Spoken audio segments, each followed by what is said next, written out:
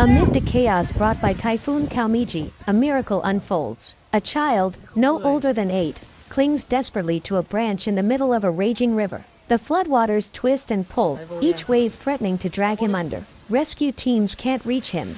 The current is too strong, the banks too unstable. But from above, a drone appears, a small speck of hope against the storm. Controlled by a rescue operator, it hovers low over the torrent, lowering the lifeline. The boy grips the rope, the drone steadies itself against the wind, and slowly, miraculously, he's lifted from the water. Not far away, another child fights the current. The muddy river has breached its banks, sweeping away fences, animals, and debris. Local villagers, waist deep in water, form a human chain. They lean forward, hands stretched, gripping one another for balance as the current tears at their legs. A young boy appears, frightened, exhausted, clutching to a floating log. One man lunges forward, seizing his arm. Together they pull, shouting above the roar of the flood. With a final heave, they lift the boy onto the embankment. He gasps for air, trembling, wrapped in a blanket by his mother. It's a small victory in a growing nightmare. Throughout GLI and Daklak, stories like this repeat, villagers rescuing strangers, friends saving neighbors.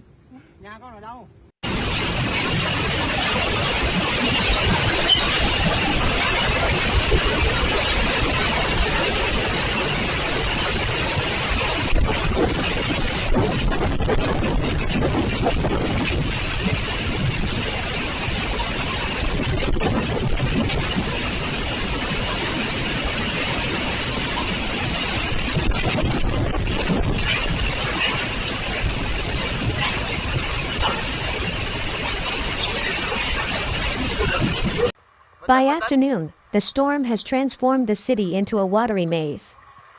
GLI's narrow streets, once filled with motorbikes and markets, are now deep canals of muddy water. Firefighters navigate in inflatable boats, paddling past submerged houses. People wave from second-story windows, trapped inside their homes. On one corner, a woman clings to a lamp post, her clothes soaked, her arms shaking from exhaustion. 2 rescuers jump into the water, fighting the current to reach her. They tie her to a rope and haul her into the boat. She collapses in tears, another life saved. Meteorologists confirm that in just 12 hours, over 420 millimeters of rain have fallen across GLI province, while some districts report up to 600 millimeters, nearly an entire month's rainfall in a single day. Kalmaegi, the 13th typhoon of 2025, has made landfall on Vietnam's south-central coast, battering provinces from Quang Tri to Con Hoa. The National Center for Hydrometeorological Forecasting issues red alerts. Extreme rainfall. Flash floods. Landslides likely. Entire villages are evacuated. Electric poles lie across streets, cars drift like empty shells. Floodwaters surge through markets, washing away everything in their path. For firefighters, every minute is a race against the rising tide. Dozens of people are reported missing, some swept away in the dark. As night falls, the rain doesn't stop. GLI becomes a city of silence and water.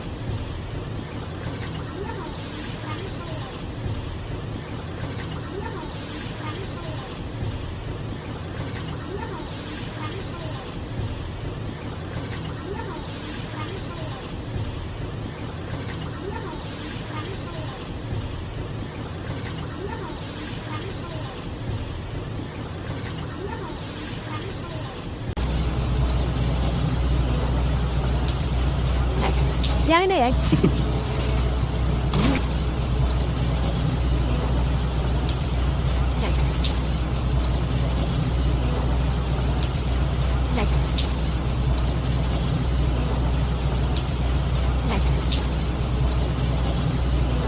From the sky, the devastation is absolute.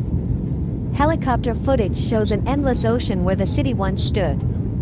GLI City, Pleiku, and surrounding towns lie beneath a vast sheet of muddy water. The Ba River and Ayun River have burst their banks, flooding farmland and sweeping through entire neighborhoods. What were once rice paddies and highways are now brown, shimmering lakes stretching to the horizon. Villages are isolated, rooftops the only sign of where streets used to be. People wave white cloths from above, signaling for help. Rescue helicopters circle overhead, dropping supplies and food parcels. Down below, fishing boats and rescue crafts weave between drowned houses. For residents, it's almost impossible to comprehend. They had seen floods before, but nothing like this. The water came faster than anyone expected, rising meter by meter until escape was impossible. Witnesses say it felt as if the rivers themselves had come alive, breaking free from their beds to reclaim the land. Meteorologists call it a once-in-a-century flood. But locals know that storms are growing stronger each year. Warmer seas mean more powerful typhoons, more rain, more destruction. In the distance, power substations explode in flashes of white light. Communication towers bend in the wind. From above, the entire province seems erased by water, a reminder of nature's unrelenting force. As rescue teams coordinate by helicopter, they realize the challenge ahead. Thousands displaced, entire roads collapsed, and bridges washed away. Relief convoys are unable to reach the city center. Only air and boat access remain. The government mobilizes soldiers and local militias to assist with evacuations. Medical teams prepare for outbreaks of waterborne disease. Across the region, loudspeakers echo the same message. Stay calm. Move to higher ground. Help one another.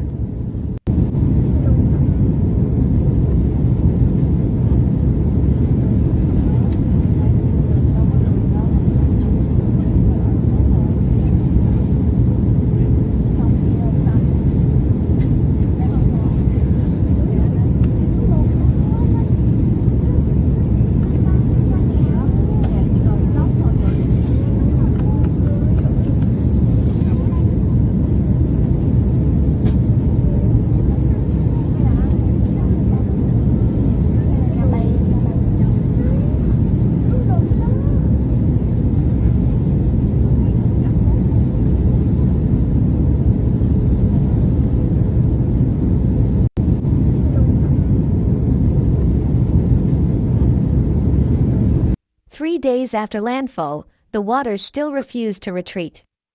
Entire districts remain underwater. Firefighters continue to patrol the city by boat, calling out for survivors. Is anyone there? Call out if you can hear us. A hand appears through a window, a family trapped inside for more than 24 hours. They're weak, hungry, but alive.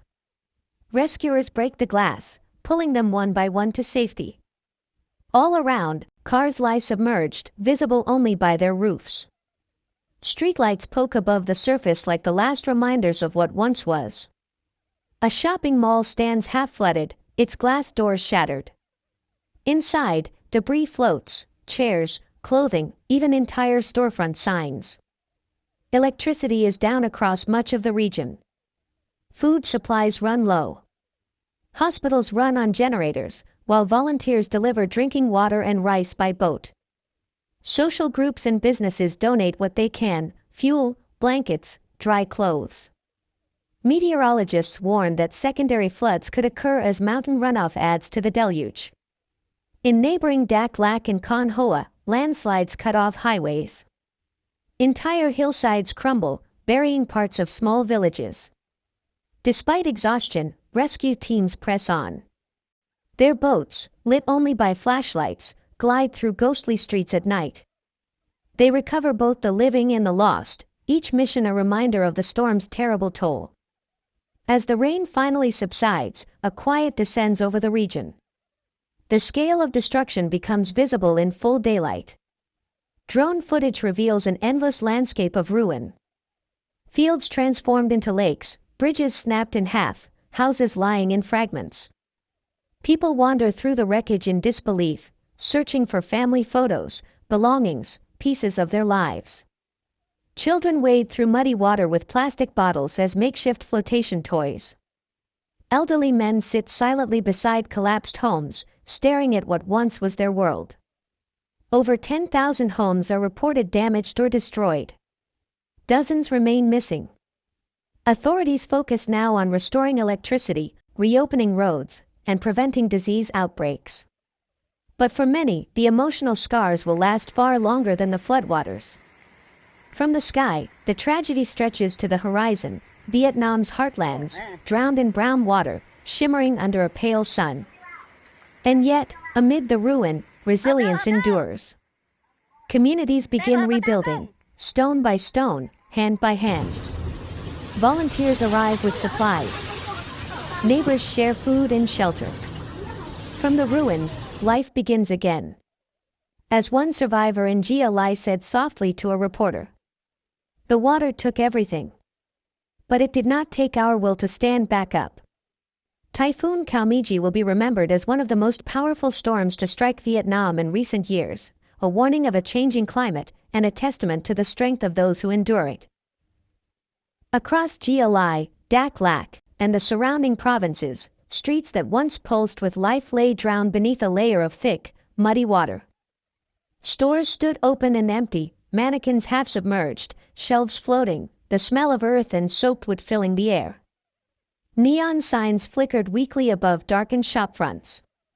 In the markets, the flood had left behind a haunting stillness, overturned stalls, scattered fruit, shoes tangled in debris.